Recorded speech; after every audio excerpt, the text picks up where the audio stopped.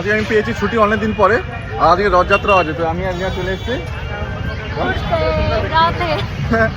রাতে ঠাকুর দেখতে এসেছি, মহাপ্রভুকেও দেখবো, ওর ঘোরা হয়ে যাবে, ঠিক আছে। সবাই আছে ক্রাউড দেখো, ক্রাউড কত আছে।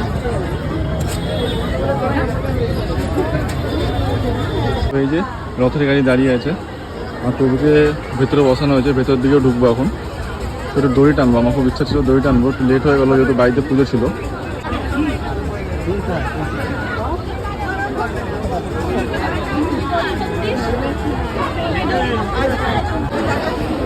জয় জগন্নাথ, জয় জগন্নাথ।